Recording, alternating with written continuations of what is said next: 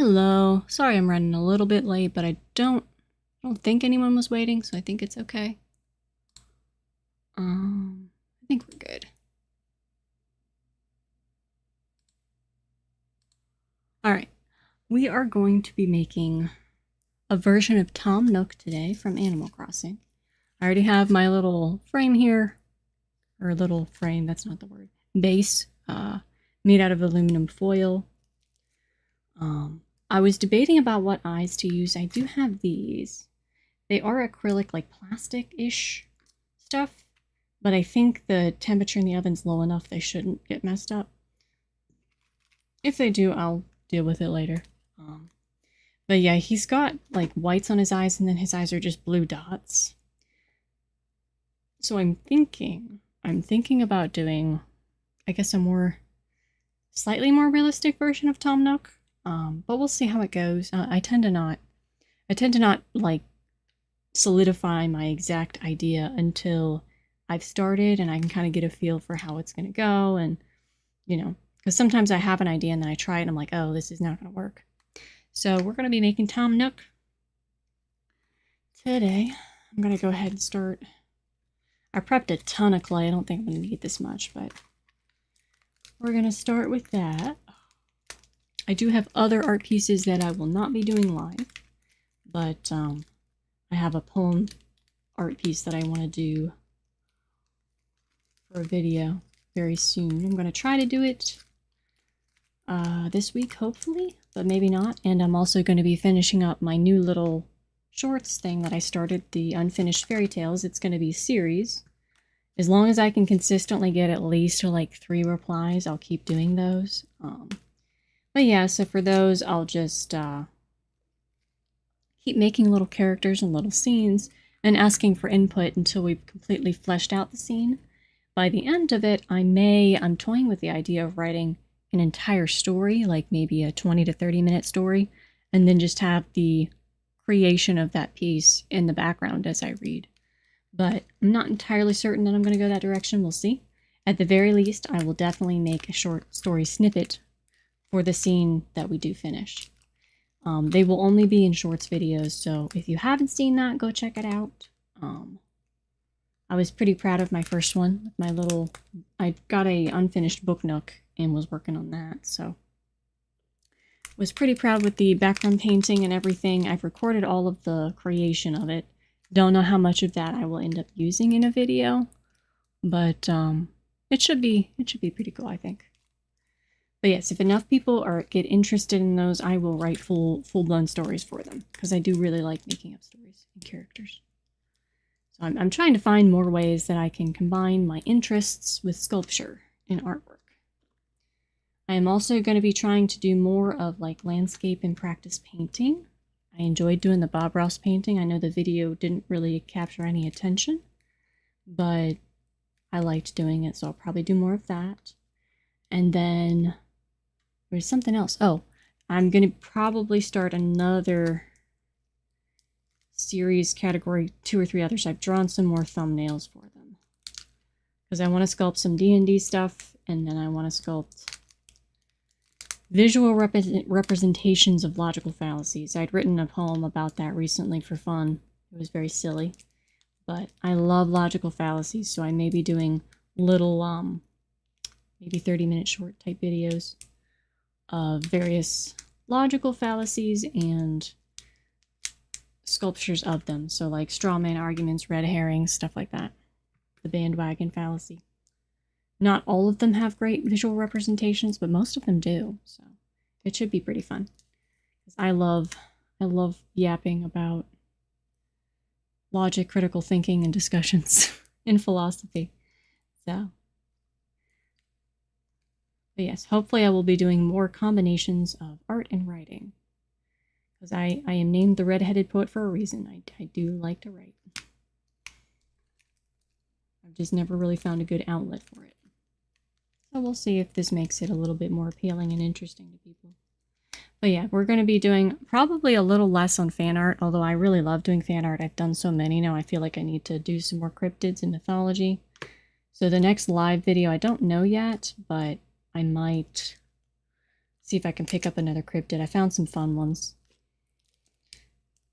And I have an SCP that I'm working on, but I have to get materials for it. There is an SCP someone on YouTube recommended me, was the Ticket to Ride one. Not the game, but it's like the cursed ticket. I found some cheap little plastic subway interior things, so I will be setting up a full scene for that one. So I will be doing some more SCPs very soon. But as always, if you have ideas for something you want to see me do, please let me know. I do pay attention to them and will be very likely to do them. I know someone asked me to do the Fresno Nightcrawler. I will be doing that, not live, but I will be doing that very soon as well. It's very simple, so I don't think it would make a very good live video. But it should make a fun, just short video that I can do. So I do try to do all of the suggestions as long as I am aware of what you were talking about. I don't typically do fan art pieces if I'm not familiar with the source that it came from. I will occasionally research things if I don't know what people are talking about. But yeah, I don't do fan art of stuff that I'm not familiar with.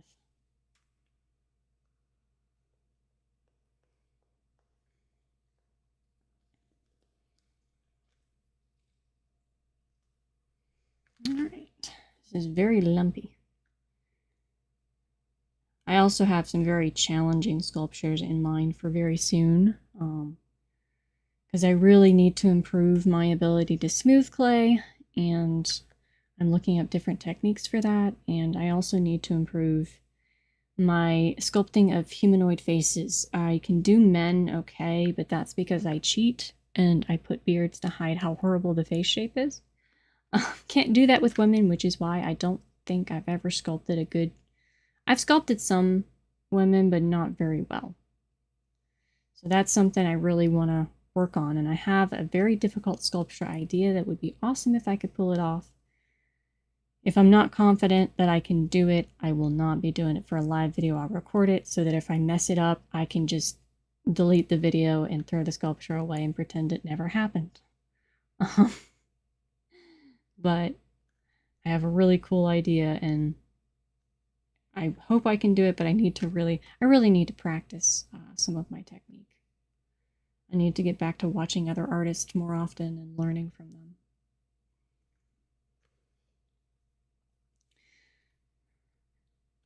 Okay. I think a lot of people smooth clay with oil and like little sponges or brushes. I'm gonna look that up. I know someone I follow called Ace of Clay. He has amazing stuff.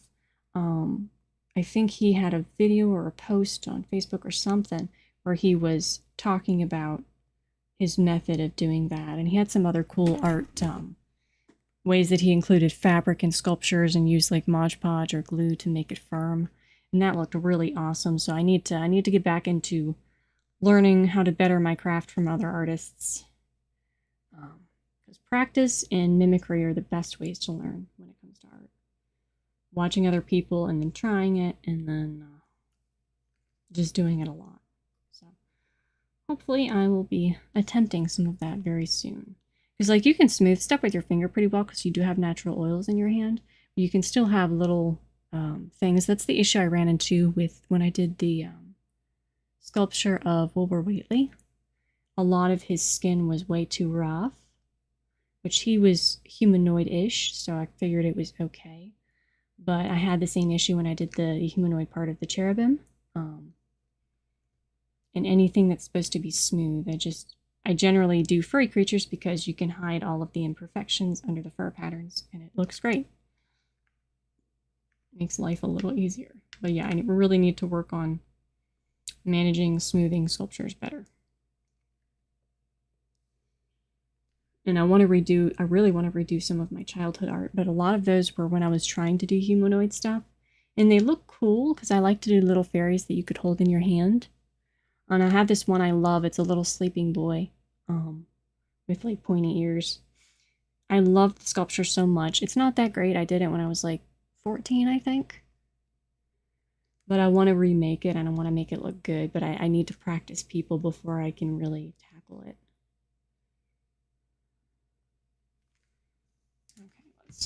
this.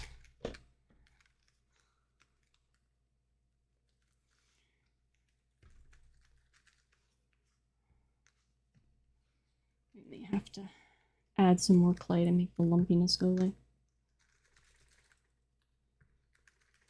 You can also just like basically hammer and hit the the aluminum foil base. That also gets rid of some of this, because a lot of the lumpiness here is because the aluminum foil isn't perfectly smooth. If you spend more time on that, you can do that, but usually I can get the clay smooth faster than I can the aluminum foil. But that's just me and my lack of skills, so a lot of what I do in art is because I can't do it the right way.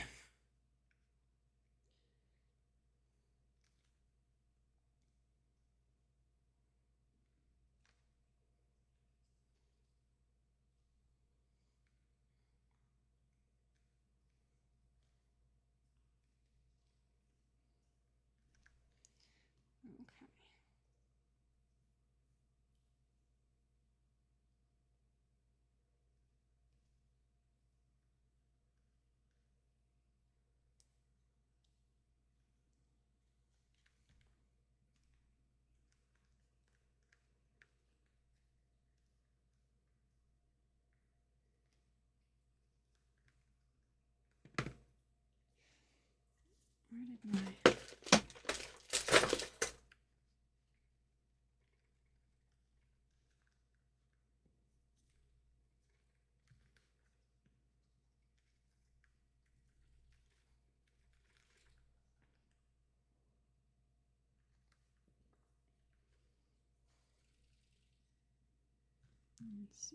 I was planning on making this the front, but I think I'm gonna have to even this out a bit more for that to work.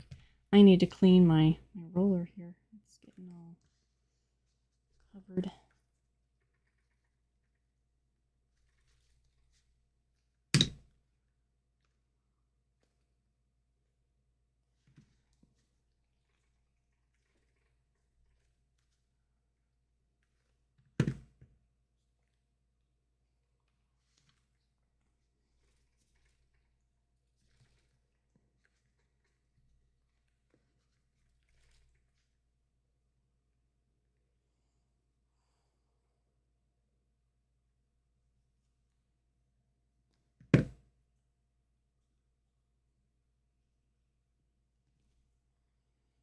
Okay.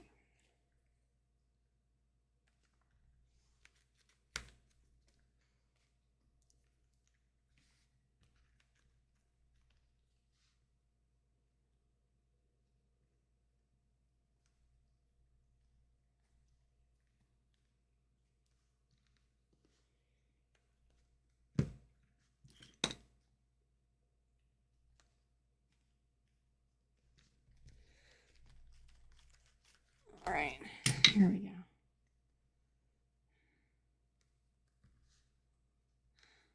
Okay, now we gotta smooth the body out a bit. Best that we can. Can always add another layer of clay if we need to. Sometimes that is all that really works for this. But now that I'm mixing the clays and using Sculpey Primo and a little bit of Fimo Soft in each thing, it saves me money. And then Fimo Soft is extremely soft sometimes, especially during like the humidity. Like, it is insanely humid today, so the clay is very soft. During really high humidity, Fimo Soft is like almost like the consistency of cream cheese. Like, it's really, really soft. So blending it together with the Primo Sculpey makes it much more functional and much easier to work with. So it's soft enough, but not so soft that you're smashing it every time you touch it, or it's melting to your hand. So now that I'm doing that, this has become easier to smooth out. There we go. That made it look a little more even. That was the issue there. The neck was not right.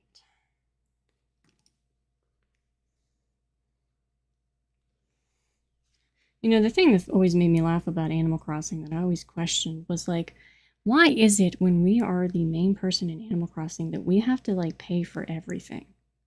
Like we pay for the museum, we pay for all the upgrades. I think we even pay for the shop upgrades. Like Nook should be doing that himself. And, you know, there's furniture and trees. There's so much like Animal Crossing logic that doesn't make any sense at all. It's cute and I love it. I love the little, what are they called? The little golem thingies that you dig up. That dance and make noises, the little robot guys. I love those things. But I always wanted to know more of the lore of why they exist and why are we the only human and why do the animals expect us to pay for like everything on the island when they're villagers of the island as well? Like, shouldn't we all? I think some of the later games they do actually help a little bit, but like not much. I always felt like Tom Nook was taking advantage of us. I mean, it was nice that he let us have a home loan without any interest, but like that's the only nice thing that he did. Everything else is like, yeah, if you want this thing, you're gonna have to pay for it because nobody else here will. And dude has money, so like he could help. And I think some of them you paid like at the post office with the Pelican Lady, I think. It's been so long. I've played a couple of the games. I've played the earlier ones, which is why we're doing him in the apron. I've also played the one that was on the Switch, which I think he wore the, what I call vacation dad clothes. The linen shirts with like the Hawaiian leaf patterns and all that. Vacation dad. And the khaki shorts. I think that's what he wore, but I'm not sure. It might be the one where he changes to a sweater during the winter. I'm not sure. It's whatever the one that was one of the earlier ones on the Switch.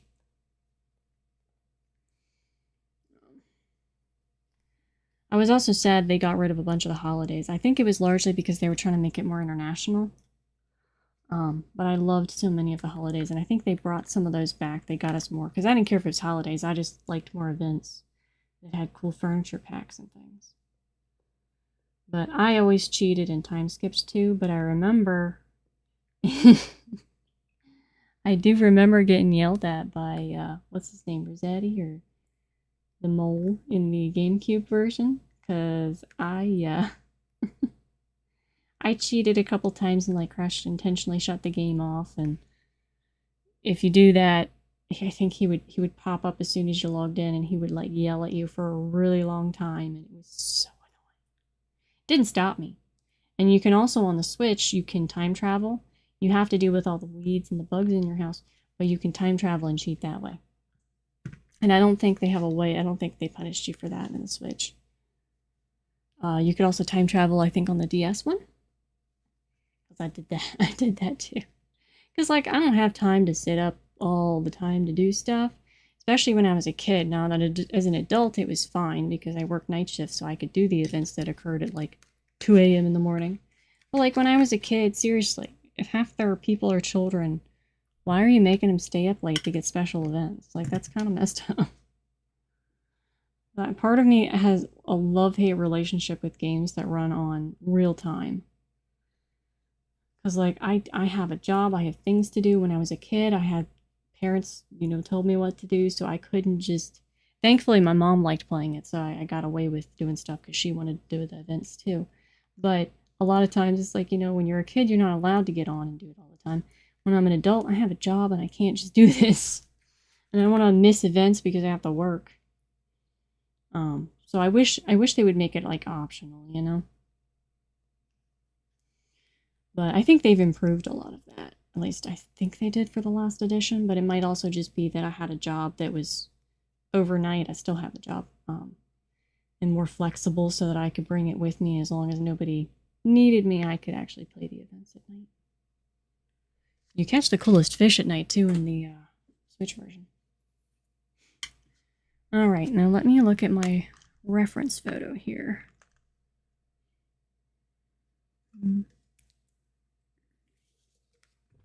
Because he's got like sleepy half-lidded eyes. Let me see.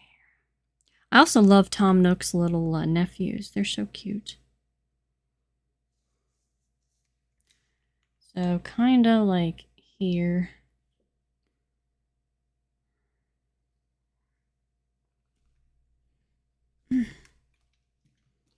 And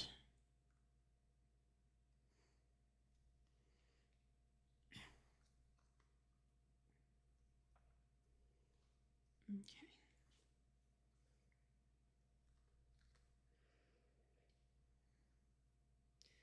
Looks a little bit creepy at the moment. Is that too far apart? And his eyes are pretty far apart. They're a little big, and I think that's the issue, but I don't have any smaller ones. Let me pop these out real quick and get them angled correctly. Because we want them to angle forward. So we'll do this real quick, like that. Pop this one out. This. And then see if we can get these angled, yeah, angled a little more forward like that.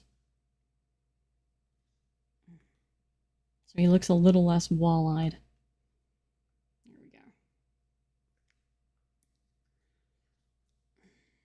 And then we may have to build up the top of his head a little more so that he looks more like Nook.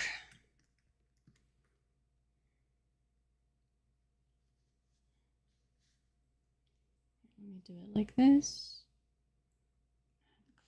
Like so.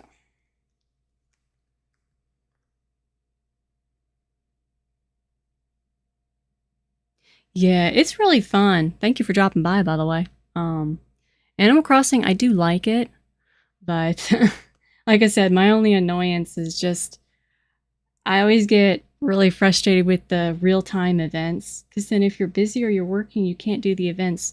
Thankfully, all the game systems, you can cheat and you can time travel and change the date on them. But the old GameCube one, they had a character that would yell at you if you did that. There was a little mole that would pop up, his name was Rossetti, and he would scream at you if you tried to, like, force quit the game or you tried to change the dates and stuff. But I didn't care. I'd let him yell at me because it's like, I can't be up all the time. I want to play the cool events. But yeah, it's a lot of fun.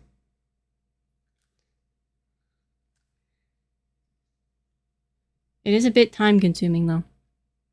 It will take your time. I usually will, whenever I have a new Animal Crossing game, I'll I'll obsessively play it for a while, but then once I've got all the furniture sets and I've done all the stuff in the village, there's really nothing left to do. That's the only sad part, is that you run out of stuff to do and then it's not fun anymore. But it's got a lot of gameplay in it, so it takes a while to get there. I think my last one on the Switch was, I think I'd finished decorating out like every teddy bear object I could possibly get, and I just decorated the town, the entire village with teddy bears. And then I was like, okay, I'm done now. I've done everything.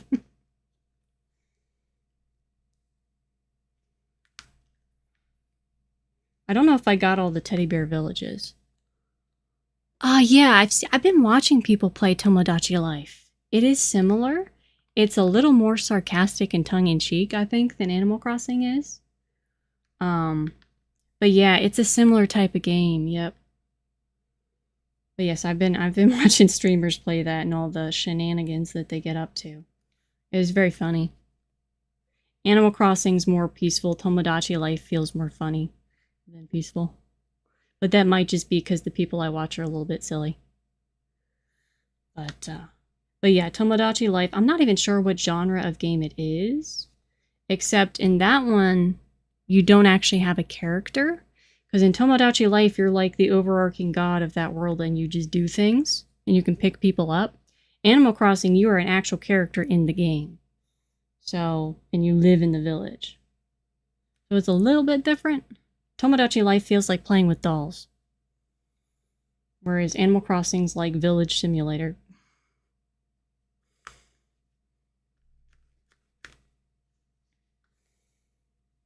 But yeah, Tomodachi Life is like The Sims Animal Crossing.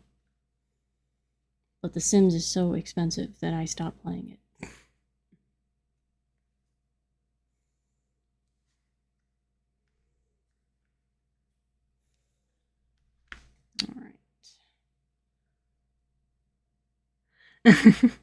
It's very funny to watch because of the way that the way the game is designed. It breaks the fourth wall a lot. It really does. Because, like I said, you can literally pick up characters and move them around the village. It's very much like playing with dolls. You can't do that in Animal Crossing. They are actual villagers. You have to walk to their house. You have to play a character. You can't just arbitrarily move them.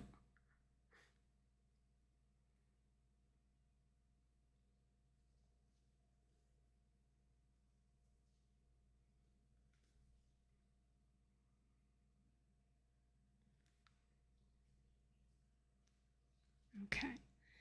So his nose needs to be... Let me look. His nose needs to be like down here. There. I will say though, I like the art style of Animal Crossing better, just because the animals are cuter. Tomodachi Life is funny, but it's not as pretty.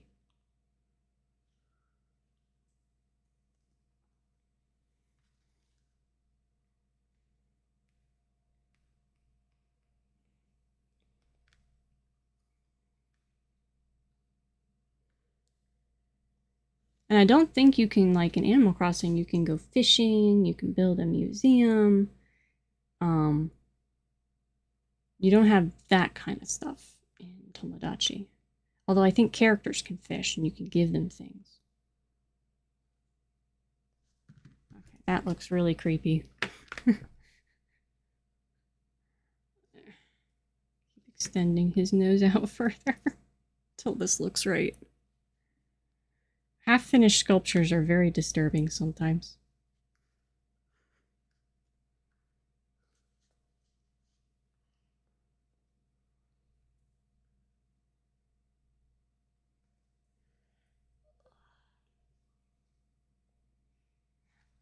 I meant to ask, how'd your finals go? I know you said, I think you were the one that had told me that you were doing finals on the one video.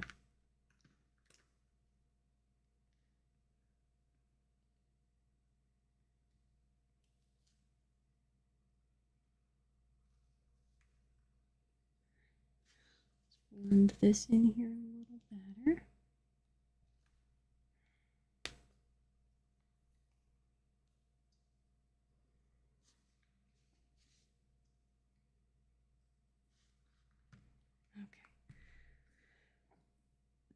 I have to do the lidded eyes because the eyes are bothering me. They're way too intense. You need to put the lids on them before they creep me out.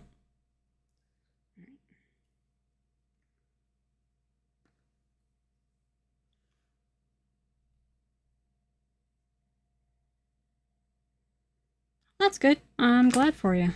I know tests were always so stressful. I did not miss that part of school. I hated them. I'm one of those people that I know all the answers until I see the test and you ask me the question, and then I don't know the answers anymore.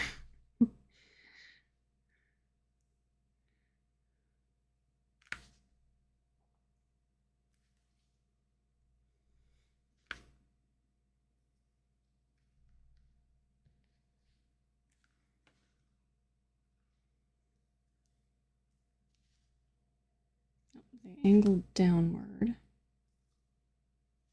Okay, so his eyes are like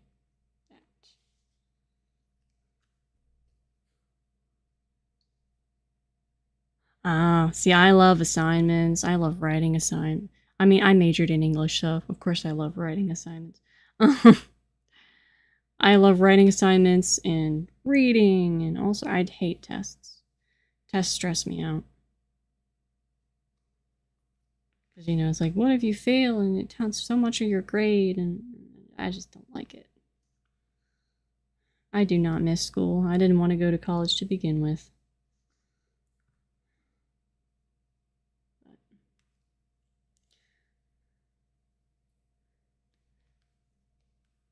I think my worst enemy was always time tests.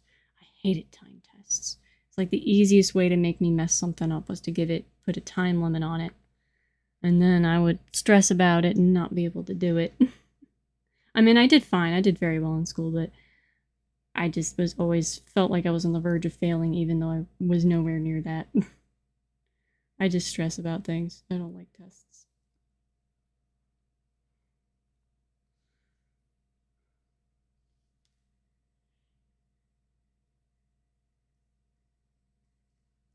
But because I did well, I was always the person that people were like, "Oh, you have it so easy, yada yada." I'm like, no.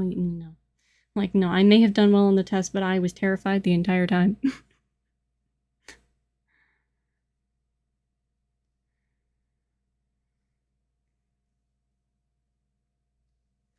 Okay, that's kind of how his eyes are. Not quite. See if I can see profile of Tom Nook. Okay, so down more like this.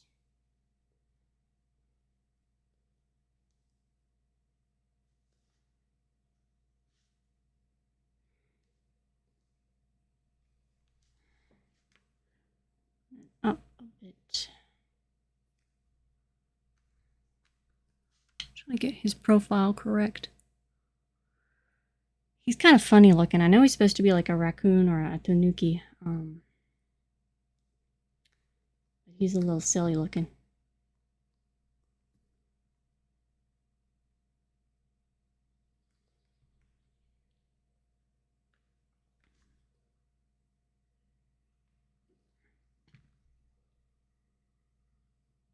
One of my other favorite characters from Animal Crossing was Red the Fox. He was the the black market dealer from the earlier games. I don't remember if he reappeared in the later games, but he would sell you things, and it might be the genuine thing, or you might find out it was a fake. Like, he would sell you paintings, and they might be genuine or they might be fake. But sometimes that was the only way you could finish, like, your museum collections and stuff. So.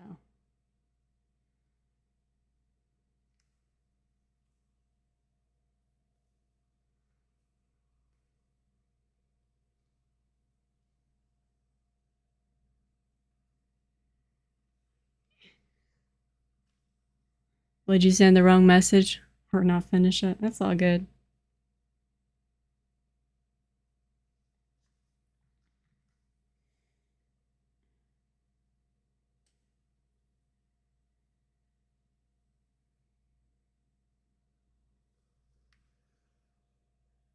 Oh yeah, I was debating between oh gosh, what is his name?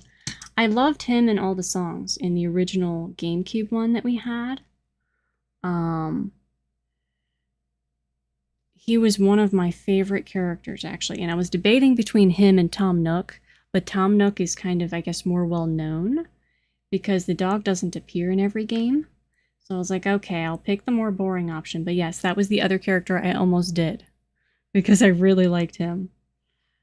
He was one of the characters that we were allowed to stay up for because it was real time and my mom liked the game, so I got away with doing stuff.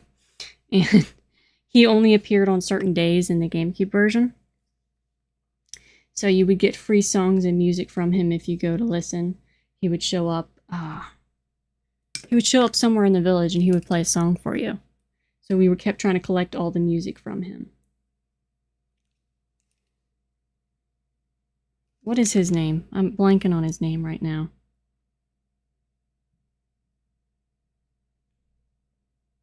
KK Slider, that's his name.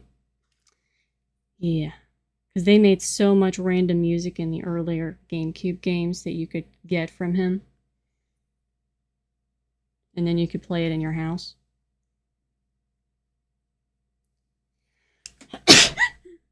Sorry.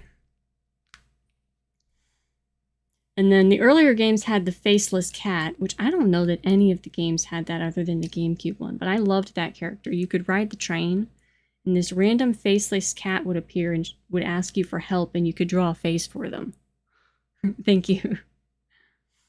And I don't remember that character's name either, because that was in the old one when I was very young. But I loved that character too. Okay, we got a little bit of the face shape a little better here. I think I need to widen the head just a bit.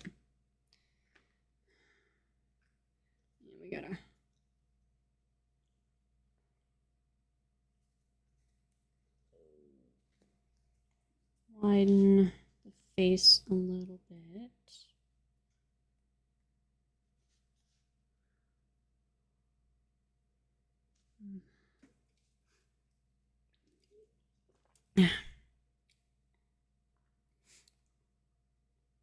I always bring drinks up here, and I tend to forget that they're here while I'm doing this. Okay. Wide. That kind of works. All right.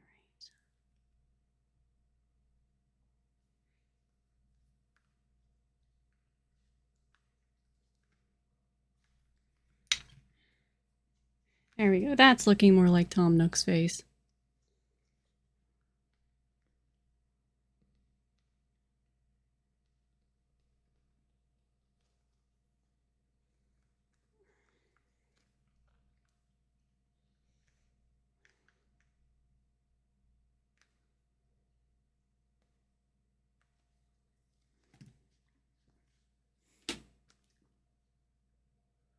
And we gotta add to the other side too.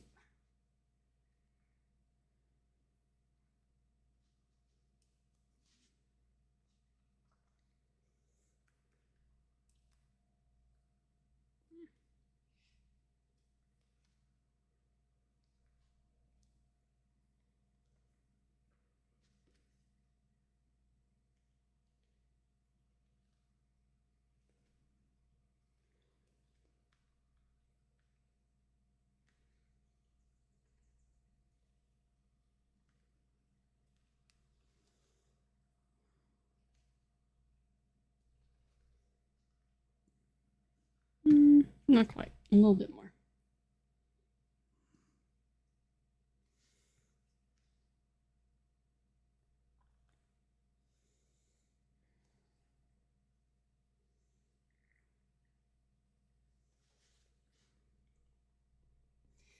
The hardest thing is just his face. The rest of it's going to be pretty simple.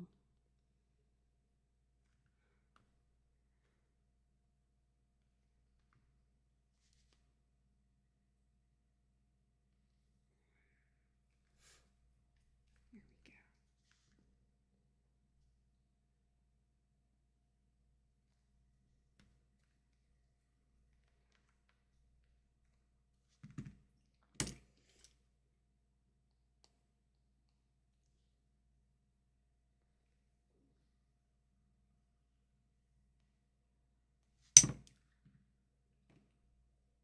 I'm gonna do the one I used on the thumbnail, the apron, because the game that I love the most, the GameCube one, that was like the older design of Tom Nook. That's the one I'm more familiar with. Granted, I think in the Switch he does wear. I've been calling it the Vacation Dad outfit, where it's like the shirt with the leaf print and the khaki shorts, but I'm more familiar with him and always think of him in the apron, just because that was my earlier experience with him. So I'm going for the apron one. Yeah. Yeah, something about the new design. I liked his outfits and the other one, especially the sweater. But it just, every time I see it, my brain just, I laugh at it because he looks like a dad on vacation. Which I guess it makes sense because you're on an island. But yeah, it reminded of the way that my dad dressed when he would go on vacation. He liked to wear like linen shirts with like leaf prints and khaki shorts and sandals.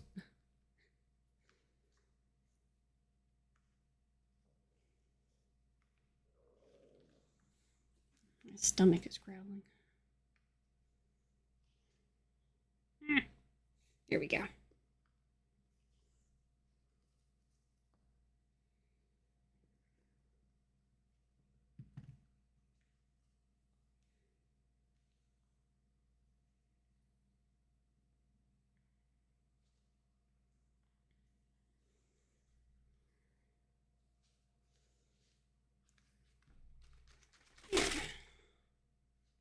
Okay. I might make the nose a bit more realistic. Same thing with the feet, because they're just like little pinpoints. So I might make them actually like a nose instead of the cartoony little point shape that he actually has in the game. We'll see. Okay, let me look at his ears. I think they're just little round ones. Yeah, they're just little round ears up here. I may have to grab myself a snack because my stomach has decided that I am hungry all of a sudden. Which is very annoying.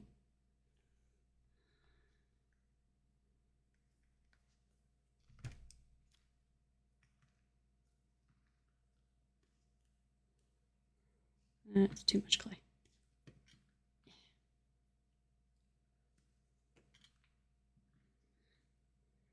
Yeah, I might also do KK Slider at some point. If people like seeing Tom Nook. So I might do some more Animal Crossing ones. I like to bounce around and do fan art from various games that I like, because I like quite a few.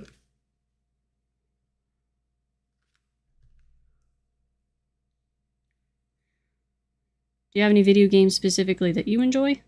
Any specific genres? Or are you not a gamer?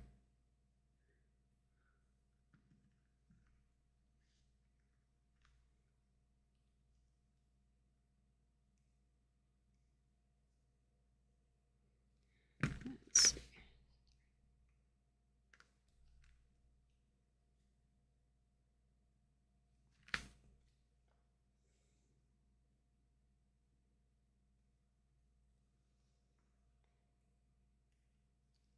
Shape right.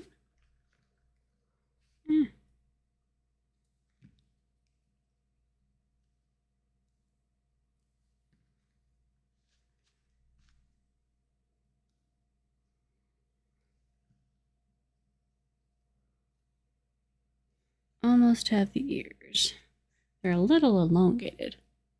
Minecraft, Minesweeper and Snake. I love Minecraft. I only got into it within the past 2 years, I think, but it is a lot of fun. I have a little world that I used to run for my niece and nephew that one of my friends is now playing with me. Man, I was never that great at Minesweeper. I understand how it works, but I never took the time to play it. One of my favorite streamers is really good at that. My mom likes it too. I remember she used to play Minesweeper all the time.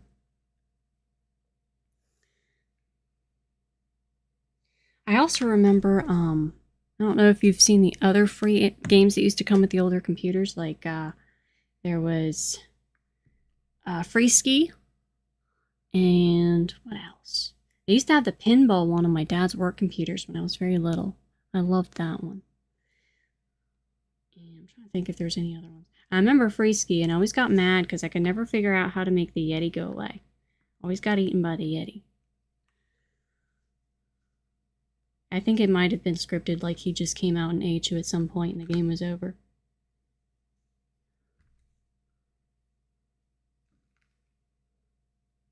Space Cadets Pinball. Yeah. I used to love whenever I had to go with my dad to his office when I was a little tiny kid. He would let me play on the computer and I would play pinball. I love pinball machines. I actually got really good at that game.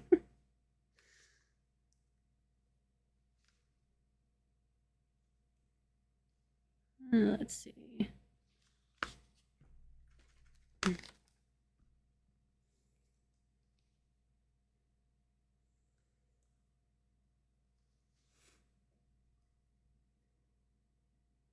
And of course, there was always like solitaire, but I never got into solitaire. I didn't like it. I always thought it was kind of boring.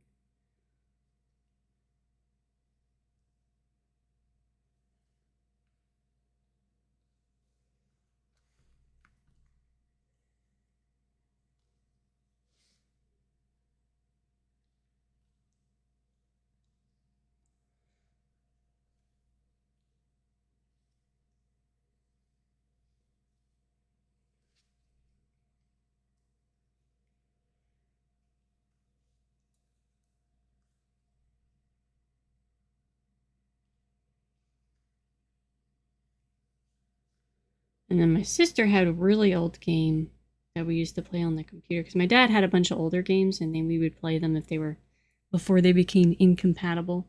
This one it wasn't like part of the computer default games, but it was Chips Challenge. It was an old like puzzle 2D game. She used to play that all the time. I used to be a little backseat gamer sibling. I would grab a chair from the kitchen, and whenever Big Sister was playing games, I'd like drag the chair from the kitchen into the office space and climb up on it and watch her. And I'm sure I was definitely not annoying and backseating her and telling her what to do. But she was very patient, so she didn't mind. But she used to play Chips Challenge and then something else she used to play, and I would always watch her. She used to play Indiana Jones. That was one of my other dad's games that was really old. And I would always watch her play that too. I did used to watch her play Freeski a little bit, but I played that too. And that was a default game that used to come with Windows. There's this one game I can never figure out what it was, but it's a game that she used to play. We were very little. It was a very old game. It was one of my dad's. And you played this old man, and it was like a tower. And it was 2D, but like you would go and fight monsters, and he was wearing like a green tunic and he had a staff. And you had to fight monsters in like various levels. It was a very old game though. I don't know what that game was. And I know there was like mushrooms and things in the dungeons, and you go through different rooms. I cannot for the life of me. I think I tried to find it before and I didn't know what it was. She used to play that a lot when I was very, very tiny. And I remember watching her play that. It was something my dad had gotten somewhere.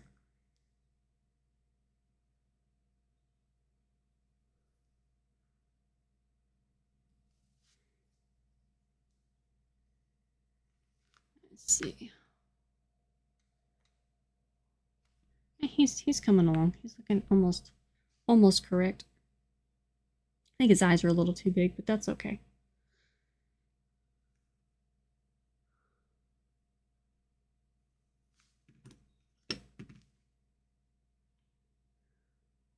But after she got out of that fad, when she was a little older, she got into mystery games and Nancy Drew.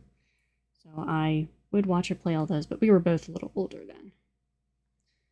So I've seen so many Nancy Drew games.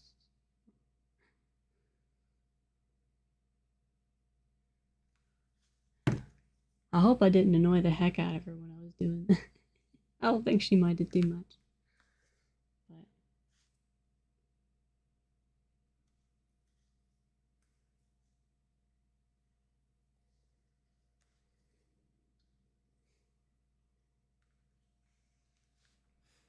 But I'm sure she was glad when I got into Zelda games and would just sit in my bedroom and play Legend of Zelda.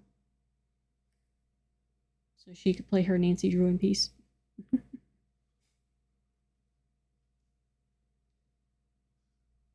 There we go. We got the ears now. Ears. Okay. Now the question is, do I want to make the nose look a little more realistic? Let's look up a tanuki.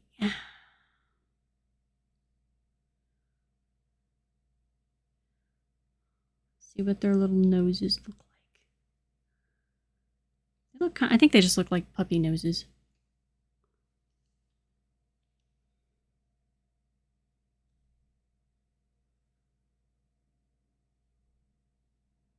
Yeah, they're just like puppy dog noses. We'll give him a little bit of a nose.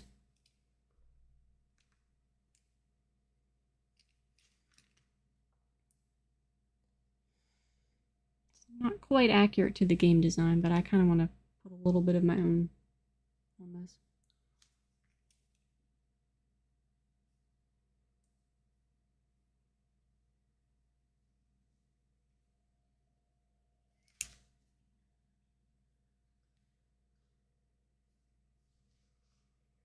There we go.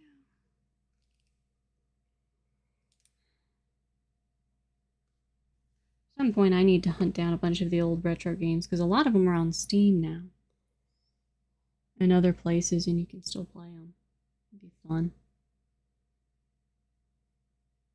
There was also, was it Pipe Dream? I think was one.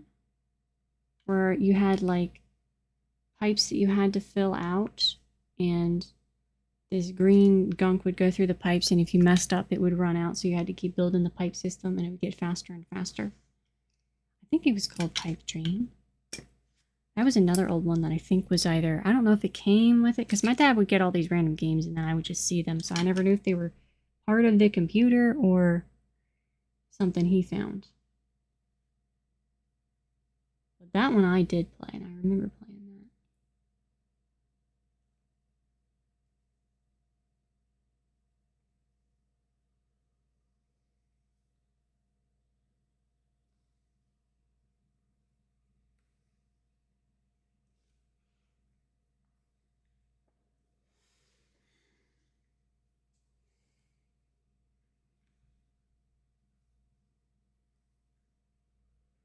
Yeah, I'm trying to...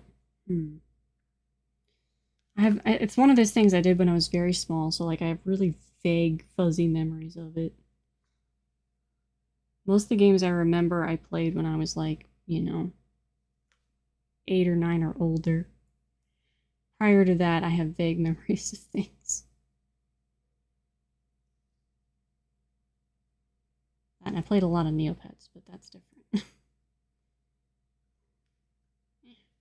we go. Gotta get the eye angle correct here.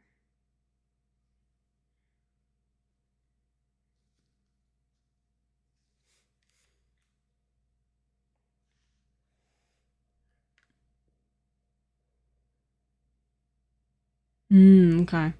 Yeah, my dad was into computers very early. So I got the benefit of that as a kid. I had a lot of games and stuff that were old games. Even then they were old games, but I got to play them because he had them. So, and he had me playing like shooter games and stuff with him when I was like 7 years old. We used to play Black Hawk Down. We used to play other stuff. So I have always been a bit of a gaming nerd.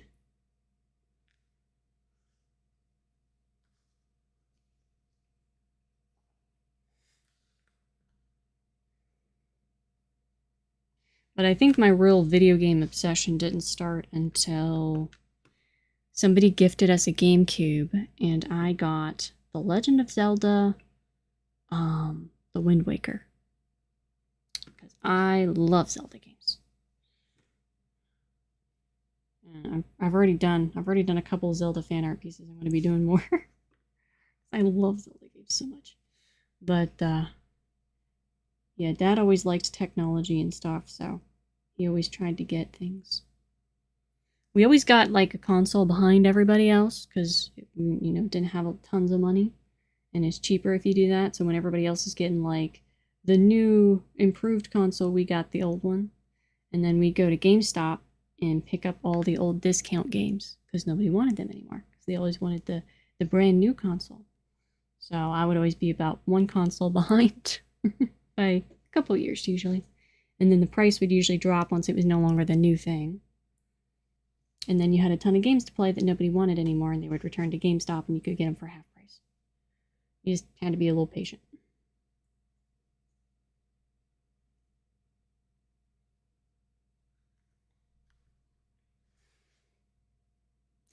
They're remaking it. I just saw the game. I love Ocarina of Time. It's very good.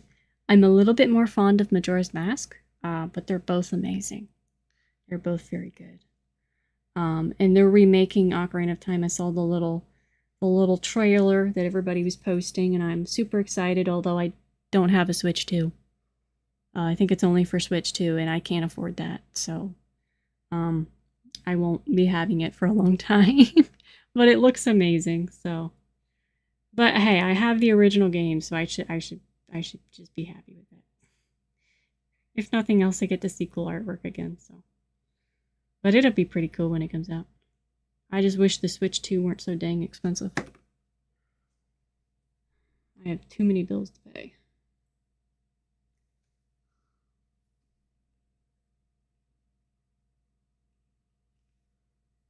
90% of adult life is just telling yourself that you can't afford things.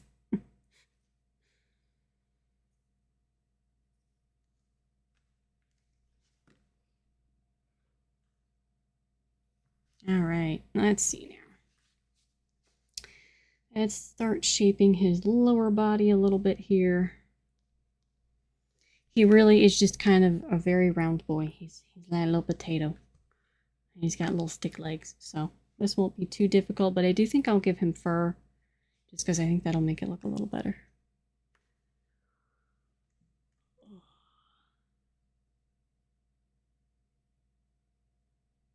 Oh, where did my reference photo go?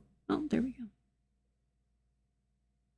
And his tail is very big and round. Okay. But yeah, I'm excited. I did get the last Zelda game they made, Echoes of Wisdom. That one was really fun. I enjoyed that. I don't think there's been a Zelda game I haven't enjoyed. I still haven't played all of the old ones. I'm still trying to track all those down. But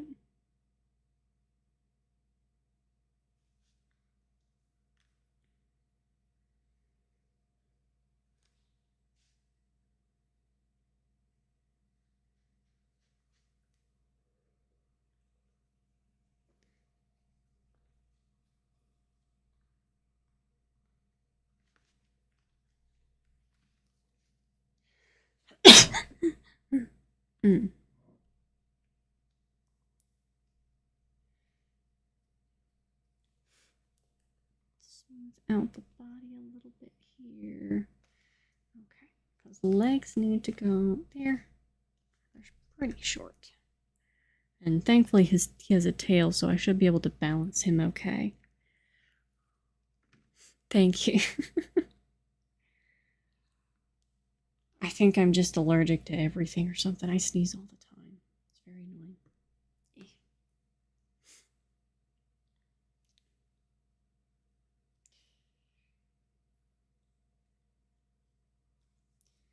Alright, it's got short little stubby legs.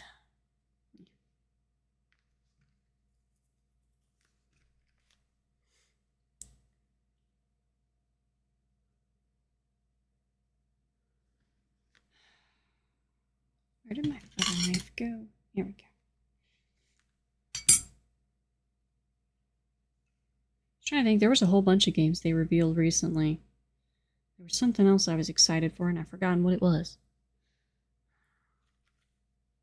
But I think it's all coming out like on the Switch too. Computer games I can do at least, but half of it's coming out on the Switch too, and I'm like, well, can't afford that. The Beatles, the band? My mom used to be really into the Beatles, so I actually heard a lot of their music. I like a lot of it. I really liked, is it Penny Lane? I think it's Penny Lane's the song that I like. That and Eleanor Rigby. I'm not terribly familiar with all of their music, but I heard a lot of it, so I don't know like a lot of it off the top of my head, but my mom used to have it playing in the background. But I do remember really loving Eleanor Rigby and Penny Lane. But yeah, they're fun to sing. I like them. I like most music.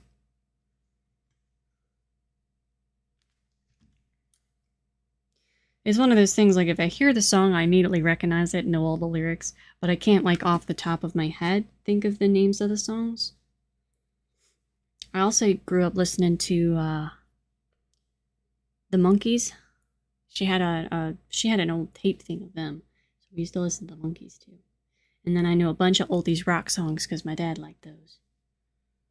So he liked, like, Kansas, and we had an album of Styx, and we had an album of...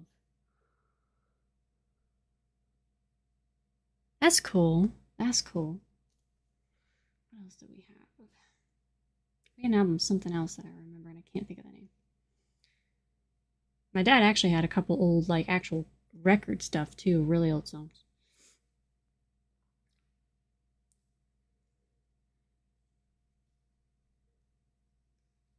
Most of my oldies music knowledge.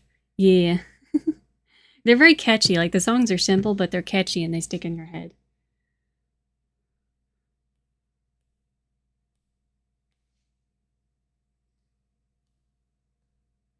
Wasn't there a TV show for the Monkees? I think there was like this old sitcom that they were actually doing it less as a band and more as a sitcom or something.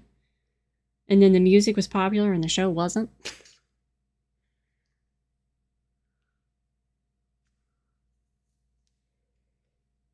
So I think I ran across it. And I was like, what the heck? They had a show.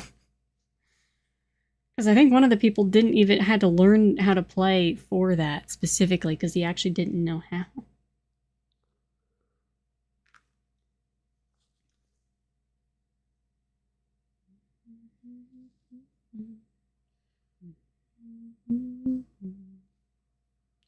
I'm gonna have Hey Hey We're the Monkees stuck in my head all night.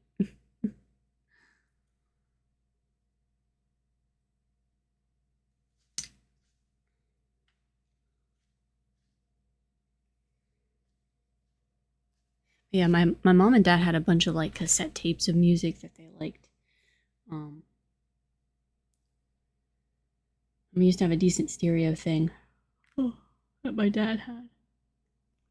Because like I said, he liked technology. He wasn't like super into it, but enough that he liked having decent things. He didn't have the brand new stuff, but he always had something decent.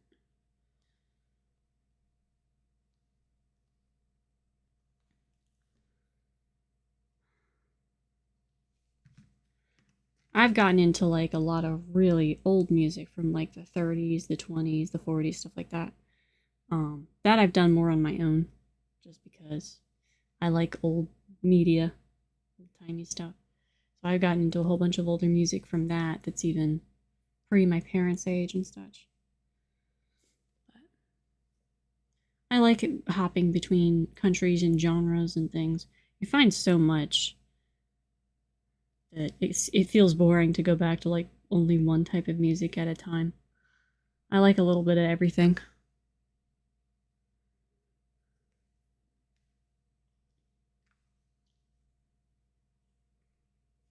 Let's see, the one leg is not quite right. I need to thicken it up at the top.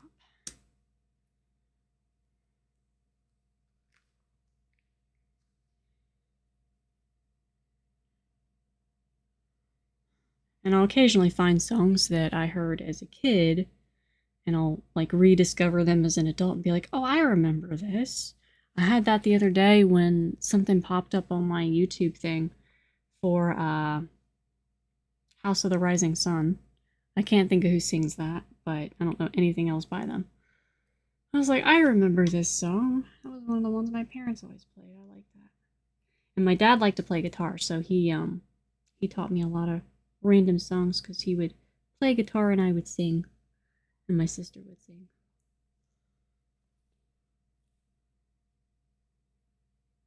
Also love Peter, Paul, and Mary.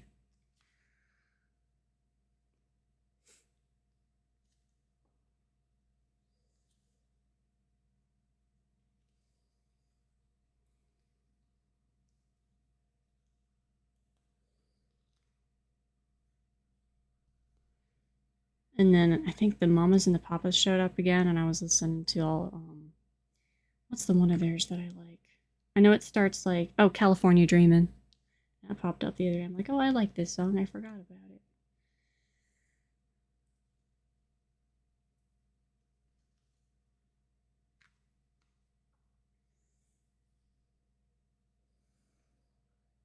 Georgia on My Mind. I probably know what that is because I recognize the title. It's one of those, probably heard it, and I can't think of it off the top of my head at the moment. But yeah, there's a lot of songs from various eras where I know them, I just don't know them off the top of my head. And then as soon as I hear them, I'm like, I know the words to this.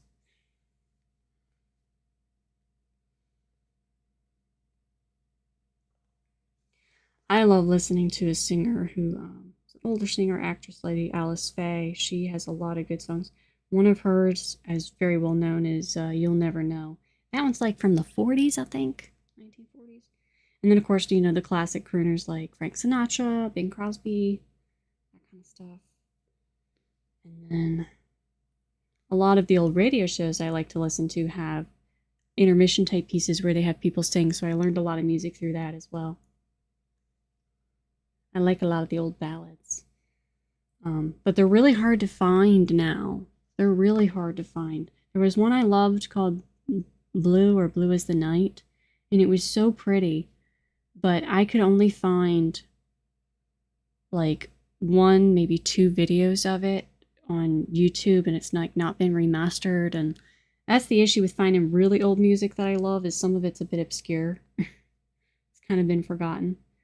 The popular ones are still here and people do them, but there's a couple old ones that are so pretty, but they just kind of fell by the wayside. And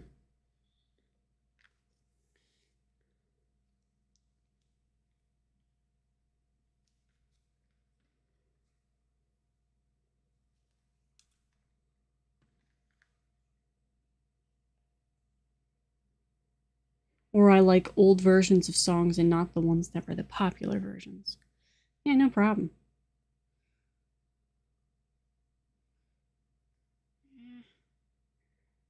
Let's see here.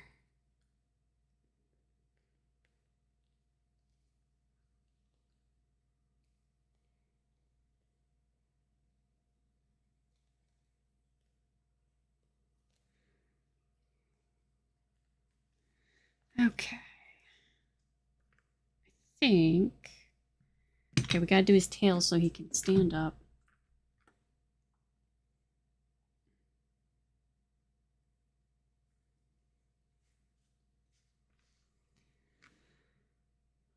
I'm gonna have to show my mom this sculpture. She'll recognize him.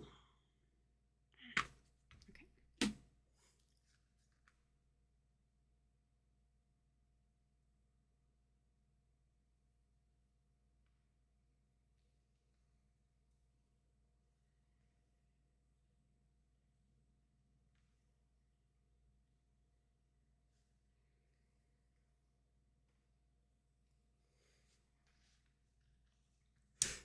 Let me see.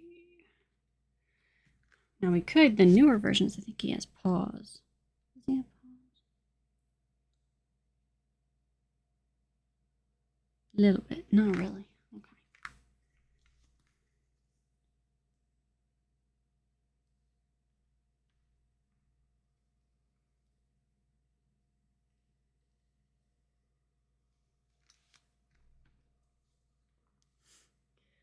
Let's see if we can sculpt his tail.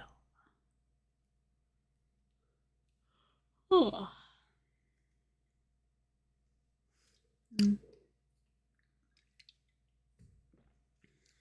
I should probably grab a snack. I might be able to finish this first.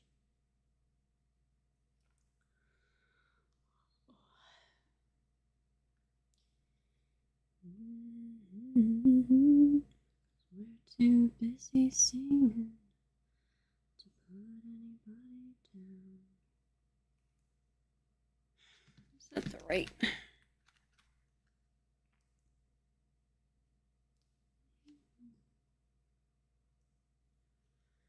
I think needs to, okay, a little bit fatter.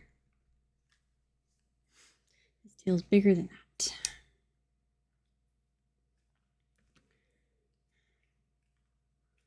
There we go.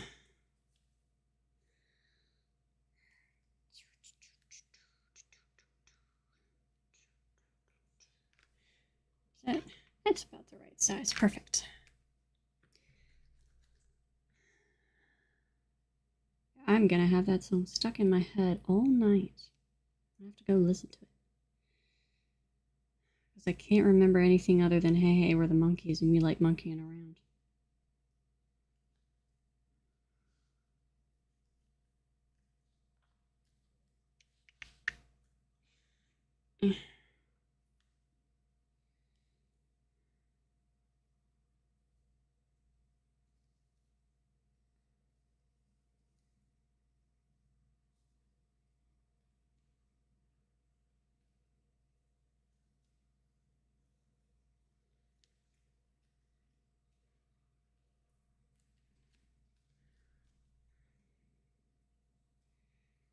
There we go. Oops, I'll do this the other way because his tail always curls upward. Yeah. Perfect. Okay.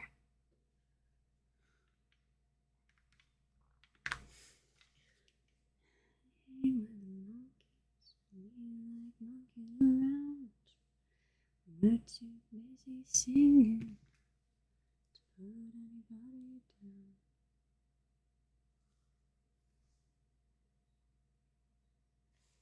There we go.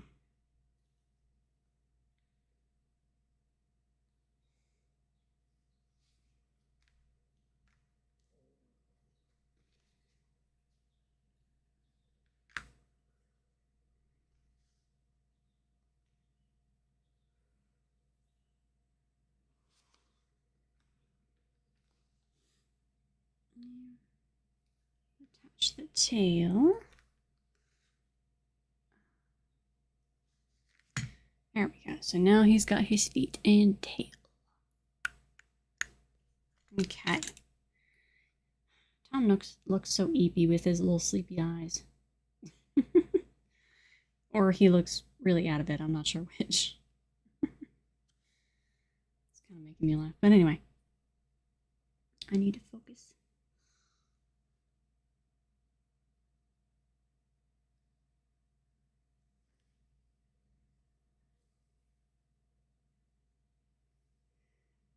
There we go. Okay, now we gotta do his arms. And then we'll think about the fur pattern and do the apron.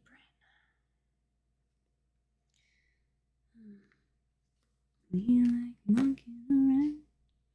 We're too busy singing to put anybody down. Smooth his ears out a little bit. There we go. Okay.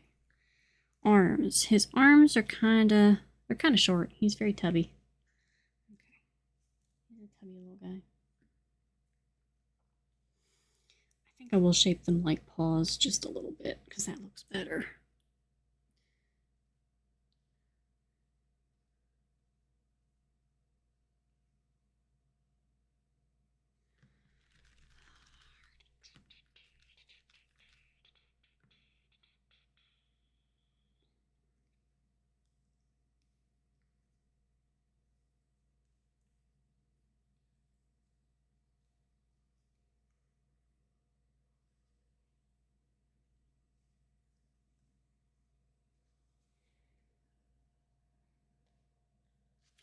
Let's see. What is his normal stance? I think his normal stance is...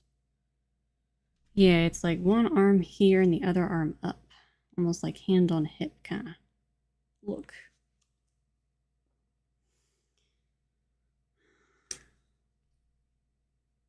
Alright, so we will do that. Paw shape here just a little bit. I don't know why I am so hungry for some reason.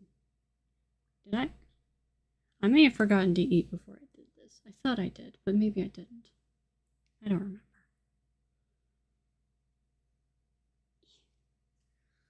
Here we go. Our little paw.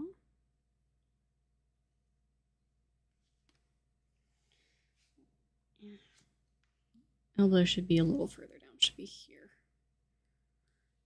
There we go. Shoulder. Hand on hip kind of pose.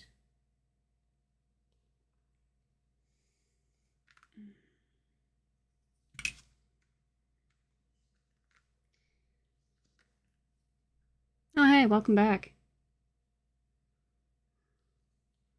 I think that's his normal stance. Hand on hip, and then other arm up. We got his tail done.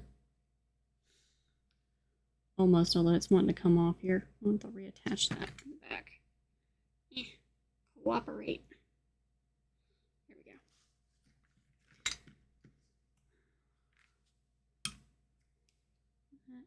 go. Yeah, I'm just going to have the monkey song in my head nonstop for probably the next couple hours. And I only know the beginning, which makes it worse. Sometimes my brain is like a broken jukebox. It just sits there and plays the same 2 phrases of a song over and over.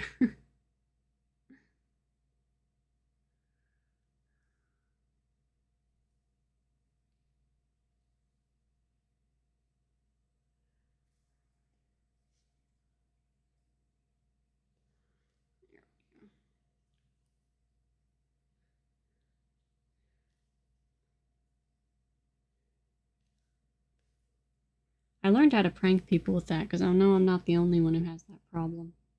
My sister does as well. And I figured out that if I was like in a long car ride with her, I could entertain myself by very quietly humming like a line or two of a song. I'm a believer. Oh yeah, that's right. I remember that song too. That's probably the more popular one. I don't know why that one didn't occur to me. But yeah, I learned from with my sister, I could hum like a couple lines of a song very quietly, like we'd be in the car. And she would never notice that I did it. But then for like the next 2 or 3 hours, she would be humming and singing that song to herself and being like, why is this song stuck in my head? It was very entertaining. Whenever I was bored, I would do that, like on long car rides. I would try to see how many songs I could get her to think of very quietly without her realizing it was me doing. It was very funny. I don't think she knows that I did that. To this day, I don't think I ever told her I did that. It was very light, harmless trolling, but it was fun. By Neil Diamond. That sounds right, yeah. Yeah, I remember I'm a Believer. That's... I'm trying to think, because I feel like there's another song of theirs that I probably know, but I can't think of what it is.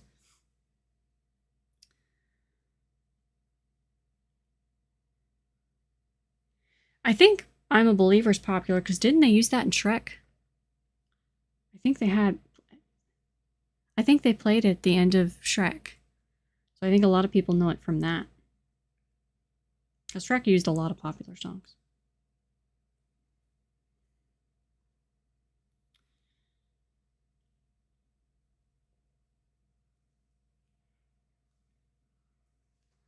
Neil Diamond. Was he one of them, or was he someone else?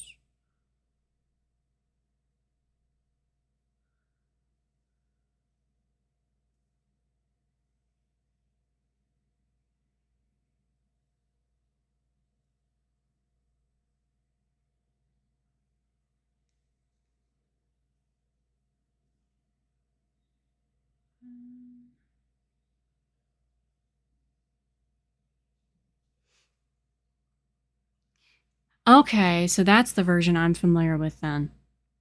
Oh, actually, I think I've heard both, to be honest. Because I know some Smash Mouth songs, but mostly from seeing Shrek once or twice. But yeah, I thought it was in Shrek.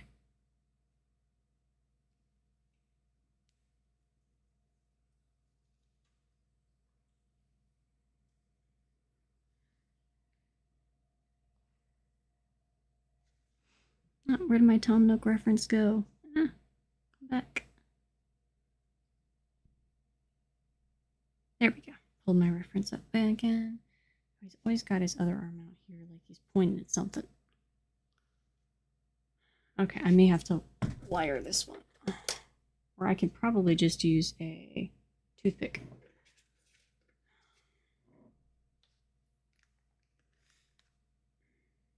Do a little bit of a paw pattern just because I want to. It's not actually on the model, but... Pikuniku. Oh, I've not played that one, but I've watched people play it. It's like co-op puzzle game, right? If it's the one I'm thinking of. Where you play like the little beans with the long legs.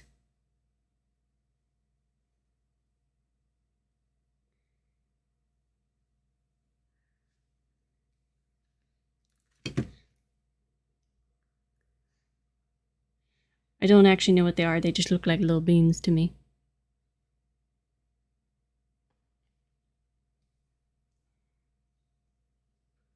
And the birds, okay. Are there birds in that? I know it a little bit, but I've never actually played it myself. I've just seen like bits of people playing it.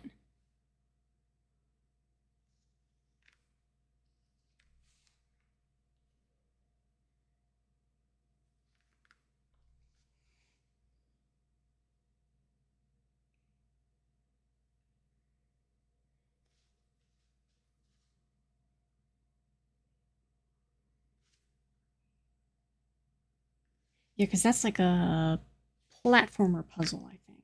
I don't play too... I say I don't play too many platformers, but I do sometimes. I play a little bit of everything. But yeah, I've seen the first game clips of it, so I kind of know what it is.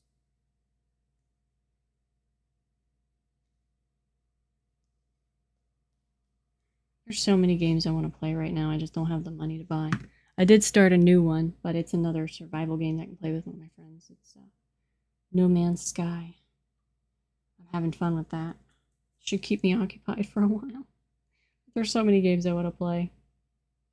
I wish I had more money and could just buy everything. That'd be nice.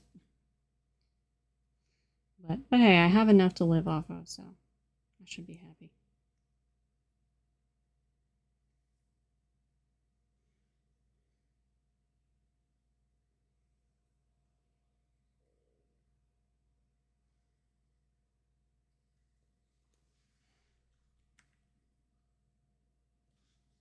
There we go.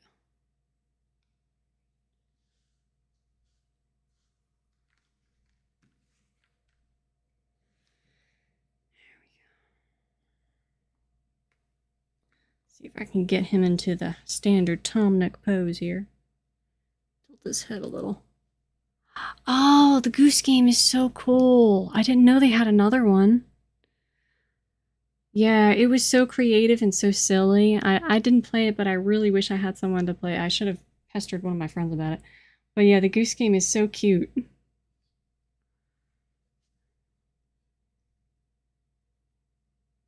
Is it another animal one? Do you know? I haven't seen it yet. I'll have to Google that, because I do. Goose Game was cool. I'll pester my sister to play it with me. Or my friend.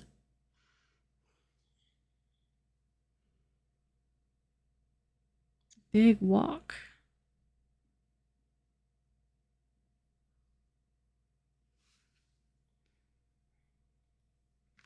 There we go. He's in Tom Nook pose. Okay. I'm going to tilt his head a little more. There we go. Perfect. Yeah, Goose Game was such a whimsical, fun little silly thing. I loved the concept of it. Okay, let me do some fur here. Yeah, I think we are going to make fur patterns for him just because I think it looks better.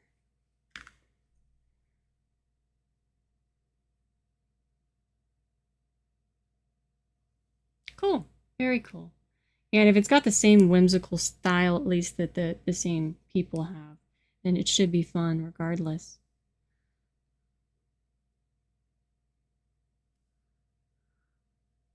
I shall have to look it up, and it might be something I'd want to. And usually they're pretty cheap too, they're not too expensive if it's like Goose Game. There's a bunch of little indie games that I want to play that are really cool. They're not nearly as expensive as some of the main games. It's like I was watching everybody play Pragmata, but there was no way I could have afforded that.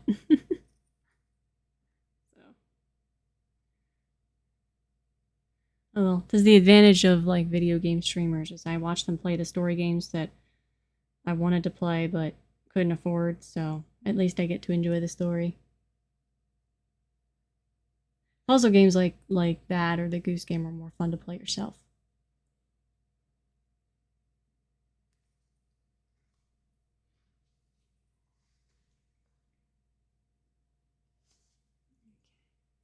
See if I can hold this the camera. You can see we're starting the fur patterns. Okay. Now this is the very long, boring part. And then we'll make his apron last. And I'm thinking I might have to do a little bag of bells, which is the Animal Crossing currency thing, since Tom Nook takes all of your money all the time. I'm sure there's a reason that he, always feel like he was taking all my money every game. I never did understand why we had to pay for everything in Animal Crossing. It seemed very unfair. Like, there's so many other villages. I was talking about that at the very beginning of the video that I was, of this video. It's like, why do we have to pay for everything in town? Why don't the villagers help?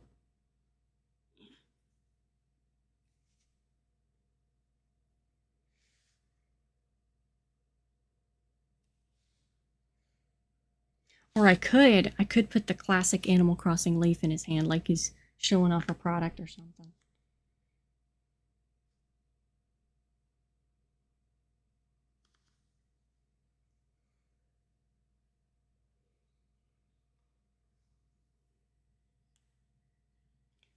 I think I need the eyebrows up further, like here.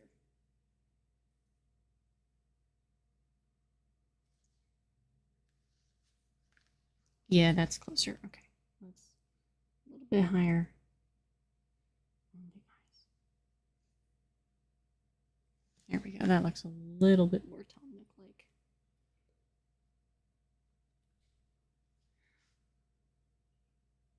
I feel like getting the eyes correct is so important for sculptures. The eyes are like the main expression for any art thing. If you don't get the eyes right, it looks bad.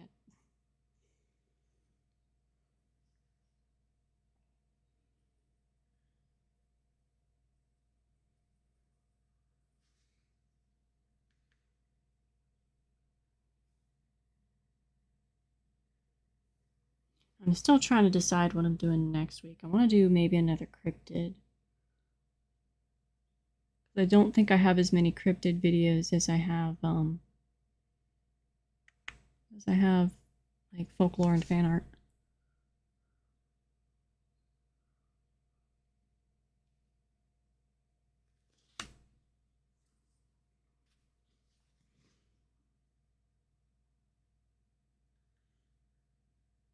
And then hopefully I can finish up my fairy tale one that I just started in my shorts videos. But that won't be live. That'll be posted later.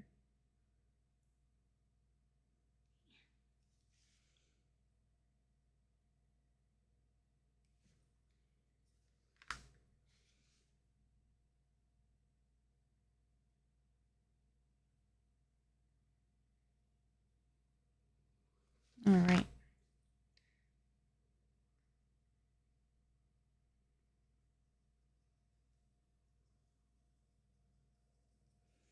There we go. He's got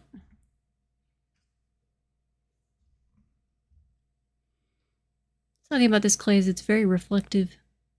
Makes it hard to see texture. There we go. All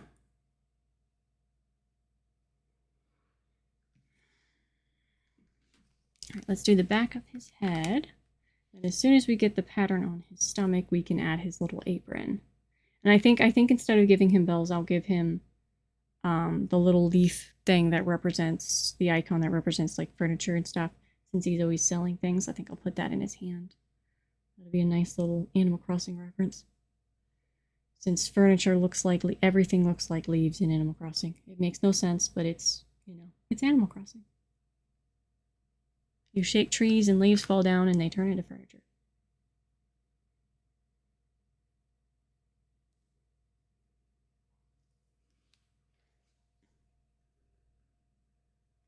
I wish that happened in real life. I wish I could go outside and shake all my trees and then just have free furniture.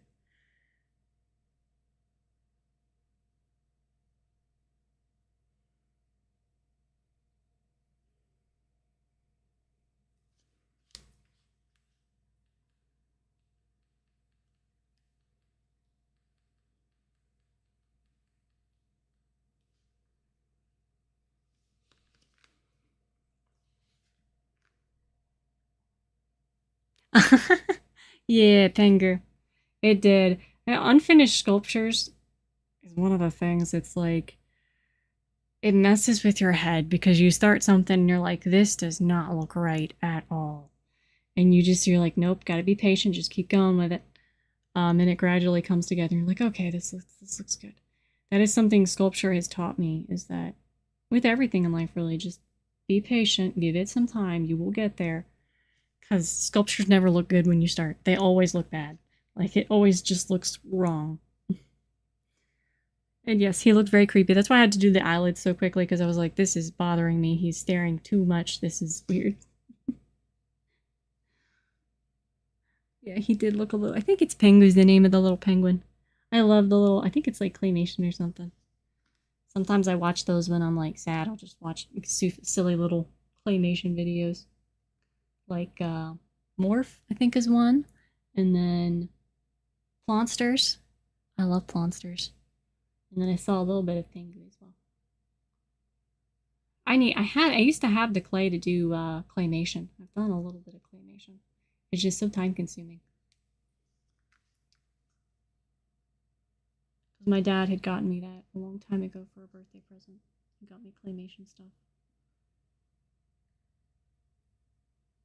And I made him a little birthday video with one of my characters.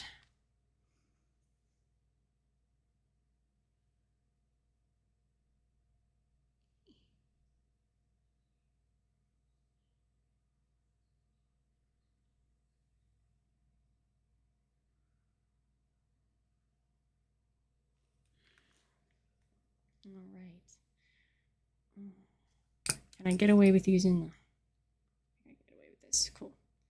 I can use this one because it does multiple at a time because it's got multiple prongs, but sometimes if the fur pattern's too uniform, I don't like it. So sometimes I'm like, no, I got to do this the right way, but I think we can get away with it on the back of his head.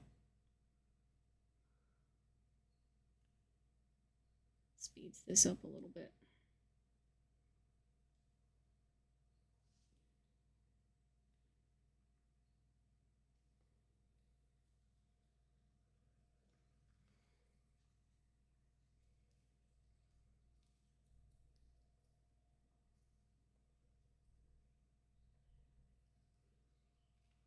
Clay World. Have I seen those? Because I know a lot of the older claymation ones. I'm gonna Google this real quick because I might know that one. I love Plonsters. I don't know why I love watching Plonsters so much, but Plonsters are fun. Clay World. Oh, I think I've seen clips of these, but I've never actually seen a whole thing. Interesting.